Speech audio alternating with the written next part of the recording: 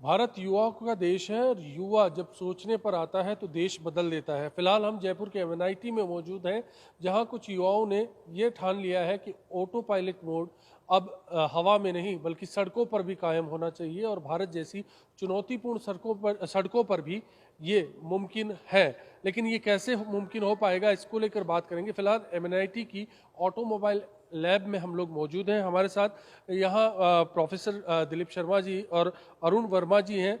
आप लोगों की देखरेख में एक प्रोजेक्ट यहाँ के छात्रों ने तैयार किया है, जहाँ पर ड्राइवरलेस गाड़ी का जो सिस्टम है इंडियन रोड्स के मुताबिक वो काम करने के लिए कारगर होगा और उसमें चंद चुनौतियां हैं। उन चुनौतियों में कैसे इसको पार पाया जाएगा। सर, ये प्रोजेक्ट क्या था और इस पर कैसे अमल किया गया, शुरुआत आपसे करना है। हाँ, ये एक सोसाइटी है which is known as society of automotive engineers. इन लोगों ने एक स्टूडेंट्स के लिए एक कंपटीशन बनाया ऑटोनॉम 2021, जिसके अंतर्गत इंडियन कंडीशंस को देखते हुए कि इंडिया के अंदर जो रोड कंडीशंस है उनको देखते हुए कैसे सिस्टम्स को डिज़ाइन किया जाए, बिकॉज इंडिया की जो रोड कंडीशंस हैं वो डेवलप्ड कंट्रीज़ के कंपैरिजन में बहुत कॉम्प्लिकेटेड हैं। हमारे यहाँ डिफरेंट डिफरेंट सिनेरियोज हो जाते हैं, चलते चलते बीच सड़क में कभी गाय आ जाती है या रॉन्ग साइड से कुछ आ जाता है।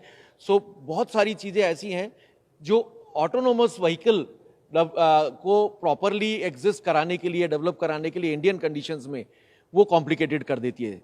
सो टिपिकली अगर हम बात करें तो इंडियन सिनेरियो में to have an autonomous vehicle is more complicated as compare to many developed countries.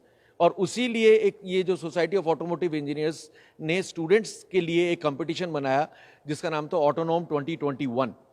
और इसमें डिफरेंट डिफरेंट इंस्टीट्यूशंस से डिफरेंट टीम्स में पार्टिसिपेट किया और हर टीम में मैक्सिमम 10 सदस्य हो सकते थे और 2 फैकल्टी मेंटर्स के हिसाब से इन्होंने ये टीम्स बनाई थी। और आप जीत कर लौटे। हाँ, एमएनआईटी को फर्स्ट प्राइज मिला और ओवरऑल थर्ड प्राइज भी एमएनआईटी ने ही जीता and second prize winner overall NIT Allahabad रही। प्रोफेसर वर्मा, आपसे जानना चाह रहे हैं कि 22 में हम सपना देख रहे हैं, ये सपना मुमकिन कब तक कर सकते हैं इन युवाओं के दम पर? बेसिकली अभी जो बच्चों ने जो जिस इवेंट में पार्टिसिपेट किया, that was basically virtual event. Okay, so the theme is decided with this event that yeah, these things are possible, these possible scenarios are possible, ये संभव है, ये चीज़ें हम कर सकते हैं। अब जैसे ऐसे ने जिस तरह से इवेंट करा, इस तरह के और इवेंट होंगे तो डेफिनेटली यही स्टूडेंट है जो इंडस्ट्री में जाके आगे काम करेंगे और इनको आगे करना है ये सारी। बिल्कुल। अब उन युवाओं से भी समझना चाहते हैं जिन्होंने ज़मीन पर इसको मुमकिन करने की कोशिश की है। ये वो टीम है जो जीत कर लौटी है और इस सपने को कामयाब करने का एक राह तैयार करने के लिए प्रोजेक्ट तैयार कर चुकी है। आपका क्या नाम है और क्या लगता है ये मुमकिन कब तक हो पाएगा? सपना देखा और पूरा होना क्या इतना आसान होगा? सर, सपना देखना बहुत ज़रूरी है सपने को पूरा करने के लिए। और हम यहाँ पे स्टूडेंट हैं और अगर हम ये सोच नहीं रखेंगे तो आगे ये पॉसिबल भी नहीं हो पाएगा। हमारा ये मानना है कि ये अराउंड ईयर 2040 तक पॉसिबल है कि इंडिया में ऑटोनॉमस गाड़ियाँ भी चलने लगेगी और काफ़ी सक्सेसफुल रूप में चलने लगेगी। सर, मेरा नाम प्रतीक उपाध्याय है और मैं 4th ईयर मैकेनिकल इंजीनियरिंग का स्टूडेंट हूँ। कैसे मुमकिन होगा? आपने कहा कि 40 तक ये मुमकिन हो जाएगा, लगभग 18 साल का सफ़र। कितना स्ट्रक्चर इसके लिए चाहिए? रोड्स पर किस तरह काम होगा और किस तरह से तकनीक बदली जाएगी? बेसिकली इसको डिज़ाइन इस तरीके से किया गया है कि जो एग्जिस्टिंग रोड कंडीशंस हैं इंडिया की, उस पर ये काम करे। जैसे बम्प्स हो गए अपने पास, लेन मार्किंग हो गई, लाइक बहुत केसेस ऐसे हैं जहाँ पे गाड़ियाँ अनइवन क्रॉसिंग करती है, तो उसके हिसाब से पहले ही डिज़ाइन है। तो और फर्दर अगर कंडीशन इंडियन कंडीशंस सही हो जाए तो और बेटर ये एल्गोरिदम्स और सेंसर फ्यूजन वर्क करेंगे। आमतौर पर सवाल ये रहता है कि रास्ते में गाय आ गई, कोई जानवर आ गया, ऑटो पायलट मोड पर मुमकिन है क्योंकि आमतौर पर बैठा शख्स भी इसका अंदाज़ा नहीं लगा पाता। तो कैसे सोचते हैं इस दिशा में किस तकनीकी रूप से आगे बढ़ने की ज़रूरत होगी? माधव गर्ग मेरा नाम है, मैं मैकेनिकल इंजीनियरिंग ब्रांच से MNIT का स्टूडेंट हूँ।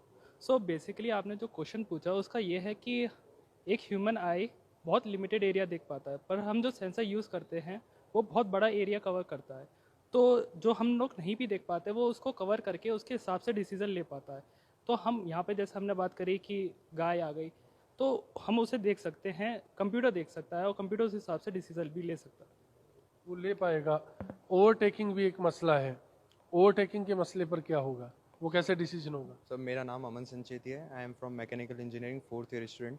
सर जैसे आपने कहा ओवरटेकिंग, तो सर कार के जैसे ऑटोनोमस कार होती है सर, उसके साइड में सेंसर्स, रेडार्स, ये सब पूरा एक एरिया कवर करते हैं, जिसमें वो साइड में जो आने वाली कार है, जो पीछे आने वाली कार है, जो इधर लेफ्ट साइड राइट साइड, वो सब मेज़र करके एक्यूरेट हमको एक आइडिया देती है कि कब ओवरटेक होना है, कब नहीं होना है, किस स्पीड में होना है सर। गाड़ी किसी के बस में नहीं है, उसके ब्रेक्स की बात है, गियर्स की बात है, हो सकता है रनिंग कंडीशंस में ही समस्याएं आ जाए, तब क्या